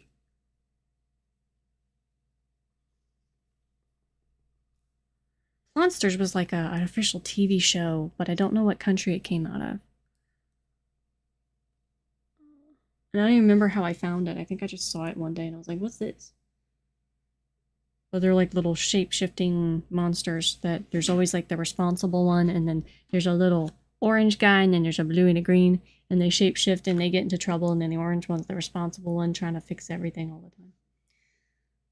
Classic little TV show type thing. They're only like 10-minute episodes. And then Morph was like one of the more popular ones. That was one of the original ones that the studio later did, like Wallace and Gromit, I think, and some others. Like, it became a whole animation studio.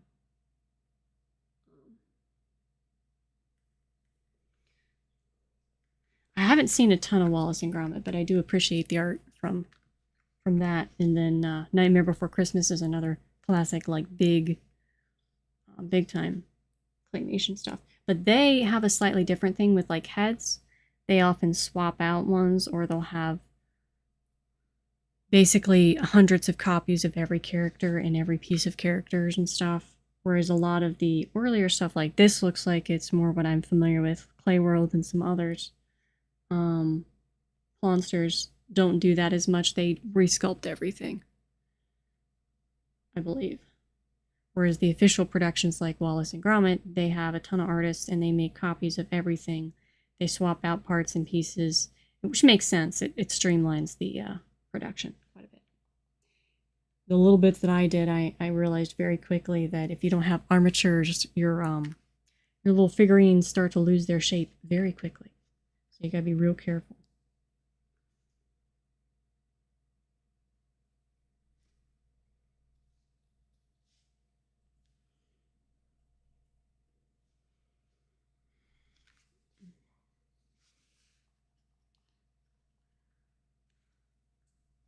It's a very fun medium. Although nowadays you can kind of do it faster and easier in, where it's like Blender. and stuff. But yeah, I'd love to do. I need to get. There's so many art things I wish I had the time to do, but I do not. Because I love creating little characters.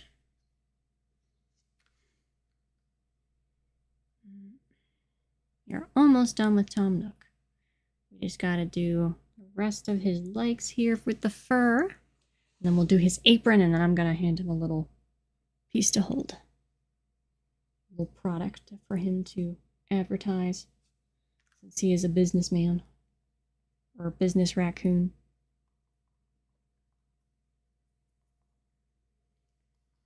I almost wanted to sculpt his little nephews, because they're so cute. I don't mind paying money to them because they're adorable. Tom Nook gets on my nerves. His nephews do not.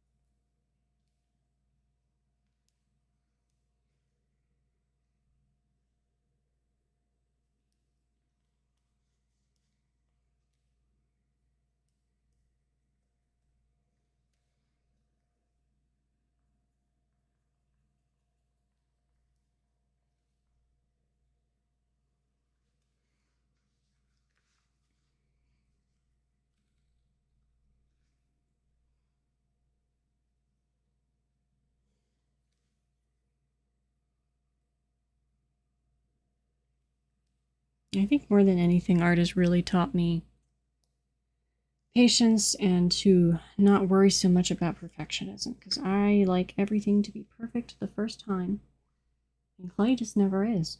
You always have to keep reshaping it, reworking it, redoing it, and it has forced me to be a little bit more accepting of things and to keep working with them. That nothing's going to be perfect the first time. Because, yeah, it is. I always laugh at the beginning of some of my sculptures. They look so cursed sometimes. Or they look strange. And you're just like, how is this going to work? It's part of the reason I like doing the little short time videos, because you get to see everything come together really quickly.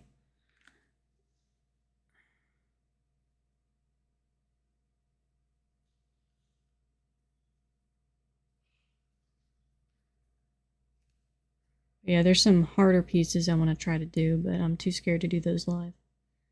I'm going to do them on video. I'll record it. Because I really need to improve my ability to do people. Little cartoon animals are fun, but I want to do people better.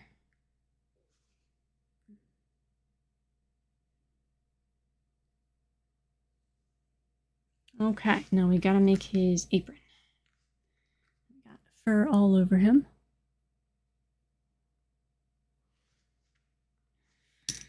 Let me check.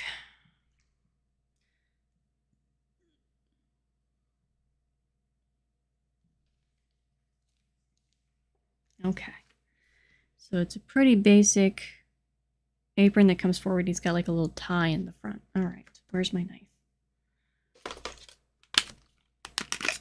I'm gonna do like this.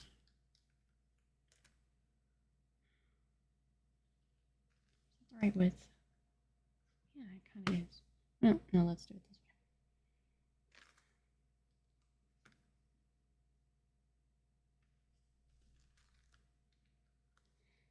Here we go. Like so.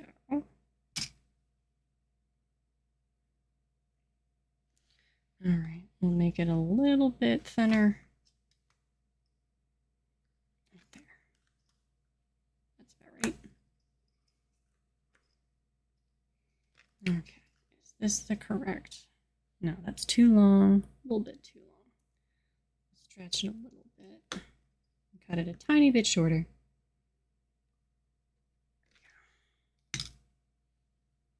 Okay, that's about the perfect height.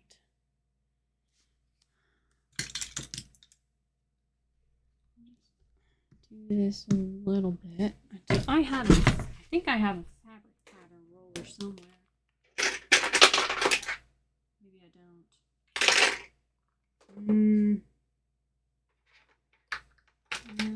Apparently I don't. No. Alright. I have...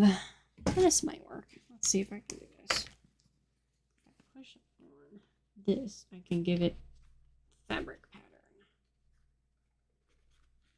Okay. And that worked kind of.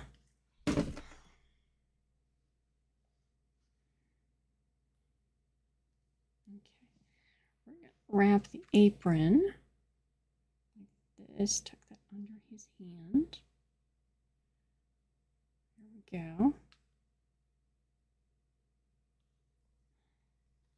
We need a little bit of a spot for the tie, because the tie comes down right about here.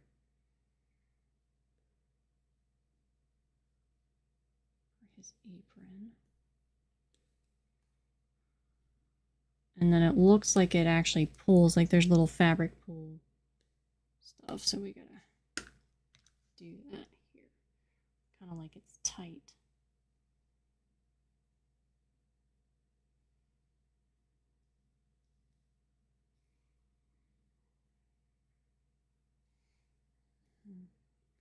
Do this.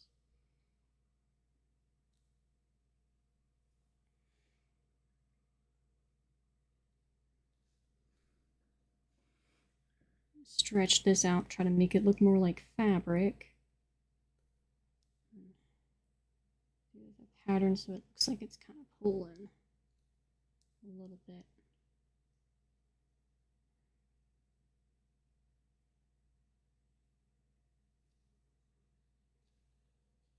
There we go. Almost.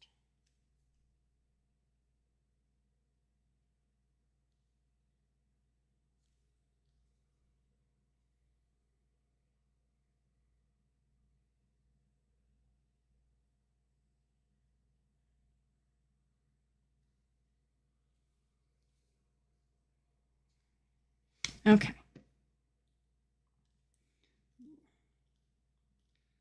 Do this a little bit, make it look more like realistic fabric.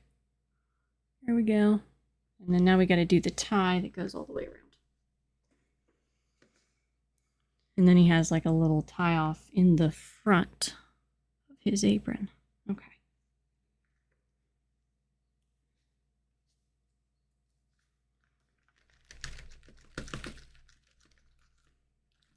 We are almost finished.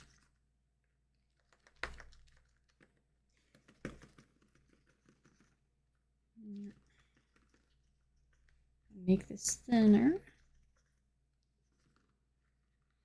Go all the way around him, so it's got to be longer.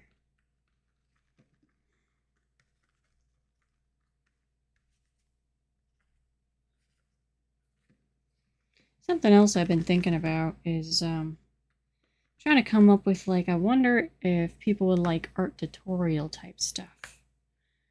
Like if I did simple sculptures and did a step-by-step, because I've been watching like Bob Ross and stuff, and I'm like, it's so peaceful to watch somebody explain how to do something. I'm like, I wonder if I should come up with like simple little sculptures that people can do, and then do kind of a let's sculpt together sort of tutorials. That might be nice. I'd have to come up with specific designs, because something like this is a bit too complicated. Well, it's not too complicated. It's more time consuming than you could do for that. But I don't know. I don't know if people would like that or not.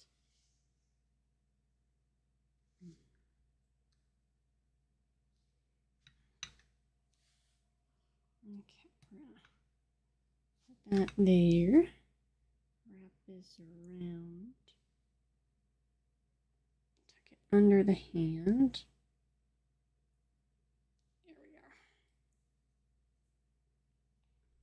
Okay.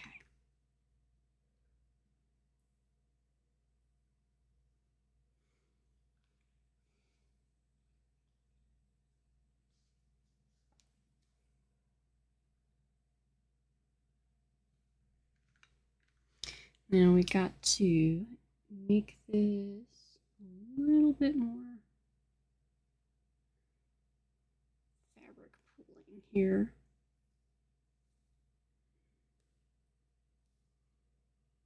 You think that'd be fun? Yeah, I was debating about it because I was like, I could probably come up with some simple designs that'd be fun to make. And then I use really cheap paints too, so I could do like, hey, here's what you can use, here's where you can get it. Yeah, I wasn't sure if that'd be cool or not. I'd have to do like pre-recorded ones, but I thought it might be fun. Because I like stuff like that. I'm always like, well, I would like something like this, but I don't know if other people would. Because I have strange tastes. So, alright, let me see now. His little knot in the front of his apron.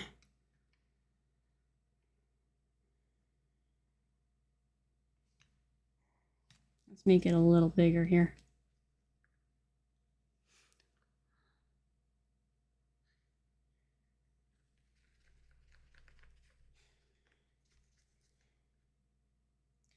Probably actually tie a knot. That might look good.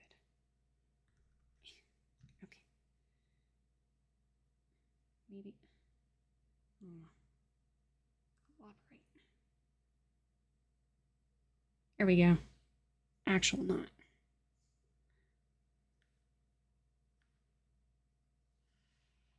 We'll attach it right there.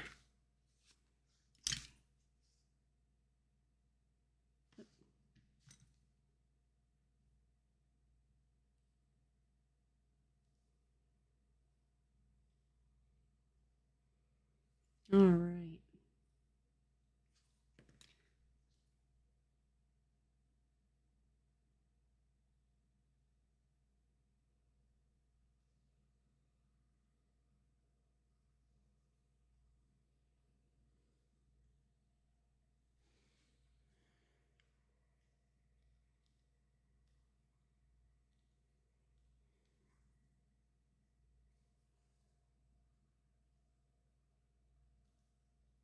Here we go. We have the apron.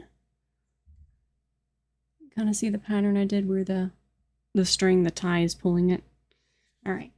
And now we just got to make a little classic item leaf to put in his hand.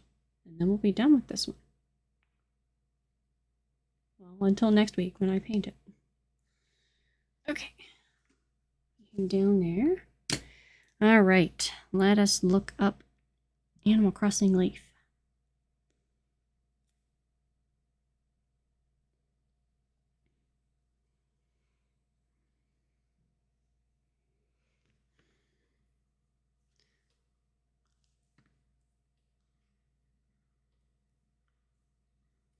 Let's shape it correctly.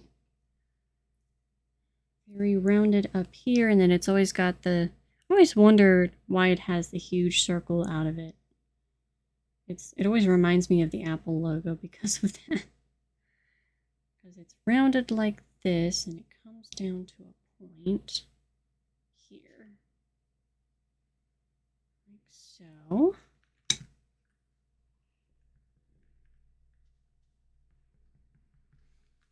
And then... because it's a leaf, so like nobody's going to take a bite out of it. It's not like an apple or a piece of food. The Animal Crossing leaf always has this giant hole in the bottom of it.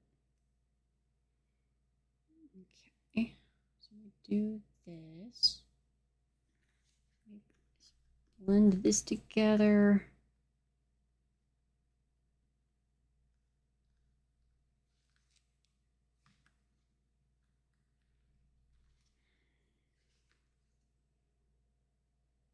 Okay, and then we need the circle that is missing right here.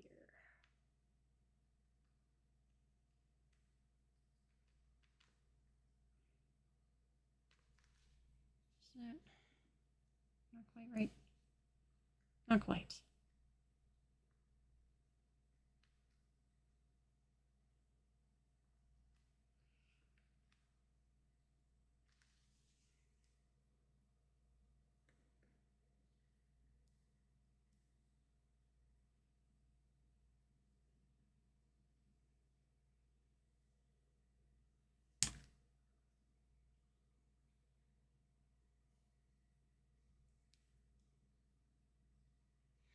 we go. And now we just need the stem.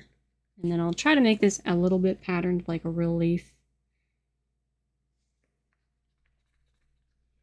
So we will make the stem a little thicker. And then we'll just pop this in his hand like so.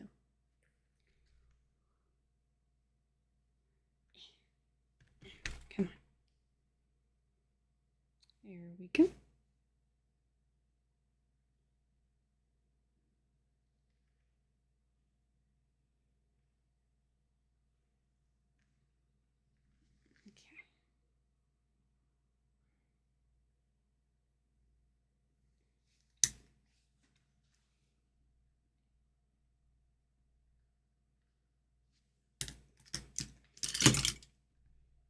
And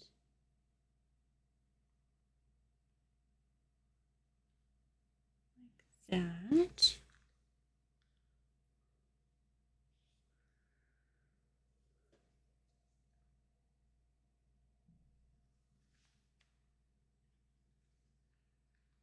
And then let's see. We usually have one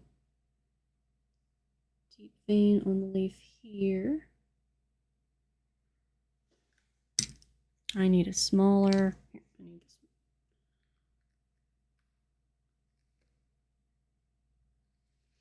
one. And then one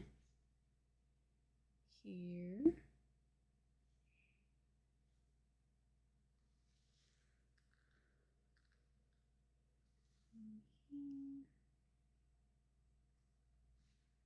And here.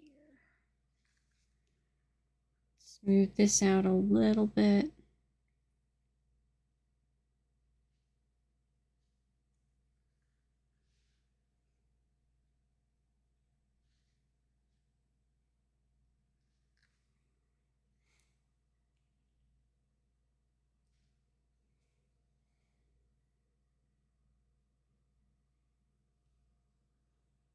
There we go. All right, and then let's see if we can add a little pattern to the leaf. Just a little bit.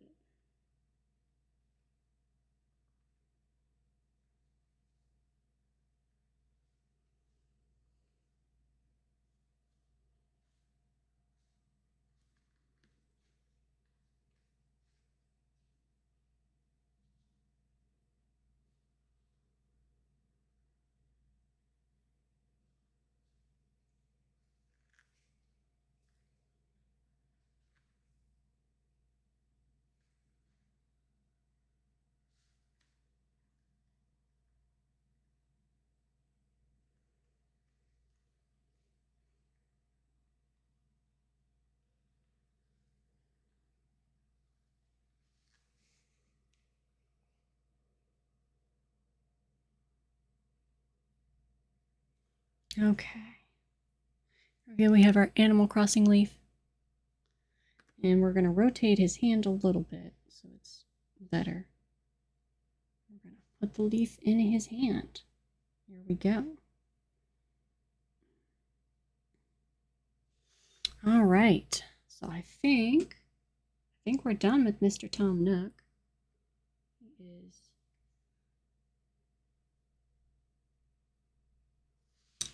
He is all complete. So he's complete with a little thing in his hand. Here, let's see if I can move the camera back here so you can see the shading better. Or up here, maybe. There we go. He's got the leaf in his hand. His apron. He's got his tail. But yeah, I think he is finished. There we go. Smooth this a little bit. All right, well, I appreciate you hanging out with me tonight. And to anyone who watches this later, I appreciate it very much. Let me know in the comments if there's other characters you would like to see me sculpt.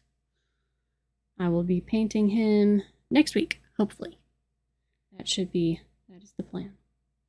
So I will be finishing up next week, and then I have some other ideas after I'm done with this one.